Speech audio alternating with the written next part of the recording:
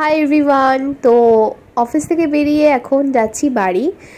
আমি তো খুব এক্সাইটেড আমার গোপালকে দেখার জন্য। এখানে দেখো আমরা সবাই ফিরছি। ওটা মানে এরা সবাই আমার অফিস কালি, একজন শ্রুতি একজন শ্রেয়া।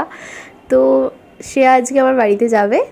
তো আমার বাবা দরজা খুলে দিল, দেখো ঢুকছে।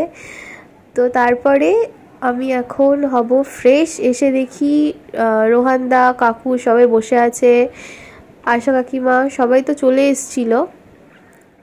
আমি সবার লাস্টে আসি, কিন্তু মা কিছু ওঠায়নি, আমার জন্য রেখে দিয়েছিল। কারণ আমি তো প্রত্যেক বছর পুজো করতাম, কিন্তু এই বছর পারলাম না পুজো করতে।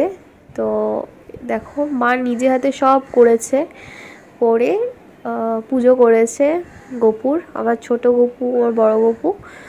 কি সুন্দর লাগছে দেখো। তো এইটা দেখার জন্যই মা রেখে দিয়েছিল। তো এবার আমি চলে এসেছি, এবার আমি হব ফ্রেশ। এভাবেই জন্মাষ্টমীটা আমার কাটলো এবছর। এবার মা সবাইকে প্রসাদ দিয়ে দিচ্ছে এক এক করে। এতক্ষণ ওঠায়নি প্রসাদটা, এখন উঠিয়ে সবাইকে খেতে দিচ্ছে। আর আমি সবাইকে পরিবেশন মানে থালাটা নিয়ে গিয়ে দিলাম।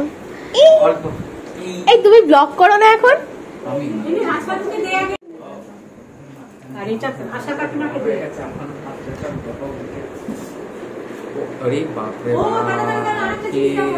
কাকিমা অনেকদিন পরে আমাদের বাড়িতে আসলো, তো কাকিমাকে দেখে অনেক ভালো লাগছিল। কাকিমা এখন এখানে থাকে না বেশিরভাগ সময়, তো এই জন্য আসতে পারে না।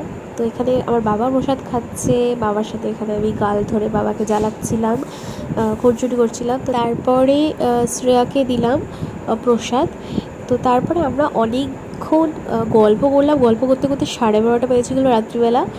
তারপরে আমরা ফ্রেশ ট্রেশ হয়ে শুতে গেছিলাম। ব্লগটা ভালো লাগলে লাইক এবং সাবস্ক্রাইব করে দিও। Tata, happy Janmashtami.